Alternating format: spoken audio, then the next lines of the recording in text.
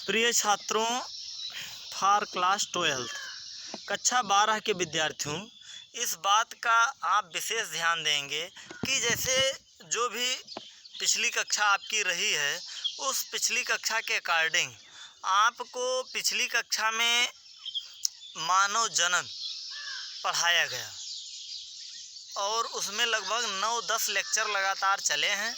अब मैं उम्मीद करता हूं कि चैप्टर नंबर 3 और चैप्टर नंबर 4, आज चैप्टर चौथा, एक यूनिट में, जैसा कि पीछे भी आपको बताया जा चुका है पिछले वीडियोस में भी, एक यूनिट में 4 चैप्टर आपको अप्रैल और मई मिला करके पढ़ने थे। तो ये चौथा चैप्टर इस यूनिट का लास्ट चैप्टर है और जो अकॉर्डिंग टू सिलेबस क्लासीफाई है, वह भी सिलेबस आपका कंप्लीट होता दिख रहा है। तो हमको लगता है कि 5-6 लेक्चर में रिप्रोडक्टिव हेल्थ, जिसको हम जनन स्वास्थ्य के नाम से जानते हैं, वह भी समाप्त होने वाला है। और जनन स्वास्थ्य समाप्त होते ही आपका मई तक का सिलेबस समाप्त हो जाएगा। एक कक्षा 12 के विद्यार्थी ध्यान देंगे। अब जो जनन स्वास्थ्य है, उसके विषय में जनन से संबंधित विभिन्न प्रकार की बीमारियां, जनन तंत्र से संबंधित या जनन के कारण विभिन्न प्रकार की बीमारियां, उसके बाद और ढेर सारी चीज़ें हैं जिसमें फैमिली प्लानिंग वगैरह आते हैं, या WHO के अकॉर्डिंग जनन स्वास्थ्य क्या होता है। WHO means world health organisation, Hindi में विश्व स्वास्थ्य संगठन।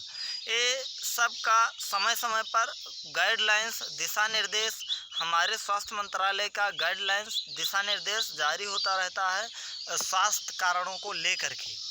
ठीक उसी के क्रम में जनन स्वास्थ्य के अंतर्गत रिप्रोडक्टिव हेल्थ, जनन स्वास्थ्य में समस्याएं और उनके समाधान, उसके बाद जनसंख्या विस्फोट और जन्म नियंत्रण, उसके बाद जो मेडिकल है, चिकित्सीय उपचार, प्रेगनेंसी का चिकित्सीय उपचार, उसके बाद लैंगिक जो बीमारियां फैलने वाली होती हैं लैंगिक जनन के कारण, उनको, उसके बाद इनफर्टिलिटी। इतनी चीज़ें आपको जनन स्वास्थ्य में पढ़ने हैं। अब वर्ल्ड हेल्थ ऑर्गेनाइजेशन के अनुसार पूरी तरह से जो व्यक्ति मानसिक, भावनात्मक, शारीरात्मक और व्यवहारिक रूप से फिट होता है, उसको स्वस्थ व्यक्ति के जो स्वास्थ्य है उसकी परिभाषा है। कोई भी व्यक्ति किस तरह से शारीरिक रूप से, मानसिक रूप से, भावनात्मक रूप से, उसके बाद व्यवहारिक रूप से यदि पूरी तरह फिट पाया जाता है, सामाजिक रूप से, इन सभी रूपों से पूरी तरह फिट पाया जाता है, तो उसको स्वस्थ व्यक्ति की श्रेणी में गणना किया जाता है। यह WHO की, विश्व स्वास्थ्य संगठन की परिभाषा है। स्वास्थ्य व्यक्ति किसे कहेंगे? वह व्यक्ति जो शारीरिक रूप से, मानसिक रूप से, सामाजिक रूप से, उसके बाद सामाजिक रूप से, मानसिक रूप से, शारीरिक रूप से, भावनात्मक रूप से स्वस्थ होता है, ऐसे व्यक्ति को पूरी तरह ठीक होता है, ऐसे व्यक्ति को स्वस्थ व्यक्ति की श्रेणी में रखा जाता है। अब हम बात करते हैं मुख्यतः reproductive health problem and strategies, अर्थात जो स्वास्थ्य है, जनन स्वास्थ्य, इससे संबंधित समस्याएं और उनके निराकरण और समाधान। तो सबसे पहले हमारी जो कंट्री है, जो हमारा देश है, वह जनन संबंधी समस्याओं में आता है और बर्थ रेट को लेकर के बहुत जो है हाईली कॉग्निटिव होता है, चिंतित होता है। उसके कारण ये है कि बर्थ रेट जो है वो बहुत अधिक, जो जन्म दर है बहुत अधिक एक्सेसिव बढ़ रहा है। तो भारत की स्वतंत्रता के पश्चात 1951 में इस पर चिंताएं व्यक्त की गईं और स्वास्थ्य मंत्रालय के द्वारा बहुत जो है विद्वत परिषदों की विचार विमर्श के तदुपरांत एक प्रोग्राम चलाया गया जिसका नाम फैमिली प्लानिंग था। 1951 में, याद रखिएगा सन, कभी कभी एक नंबर में पूछा जाता है फैमिली प्लानिंग सबसे पहले कब चलाया गया। फैमिली प्लानिंग स्वास्थ्य मंत्रालय का एक हिस्सा है। यह एक प्रोग्राम भारत सरकार के द्वारा 1951 में पहली बार जो है शुरू किया गया और इसका कार्य था लोगों को, जैसे आप देखते हैं जो हॉस्पिटल्स होते हैं गवर्नमेंटेड, वहाँ पर लिखा रहता है छोटा परिवार सुखी परिवार। तो फैमिली प्लानिंग कैसे प्लान करके आपको कार्य को करना है, फैमिली के विषय में जैसे सरकारों की योजनाएं होती हैं वैसे सरकार ने कहा और सोचा और समझा लोगों से विचार विमर्श करने के बाद कि लोग भी इस तरह की योजनाओं को बनाएं कि उनकी इनकम कैसी है, उनको कितने बच्चे रखने हैं और उस हिसाब से बच्चों की शैक्षिक कार्यक्रम भी उनको चलाना है, बच्चों को भोजन भी प्रोवाइड करवाना है, या उनके गार्जियन उनके माता पिता इस बात को भली भांति समझें और समझने के बाद उतने ही बच्चे को जन्म दें जिससे वो अपने छोटा परिवार सुखी परिवार का तात्पर्य अपने सभी बच्चे और बच्चियों को संभालें।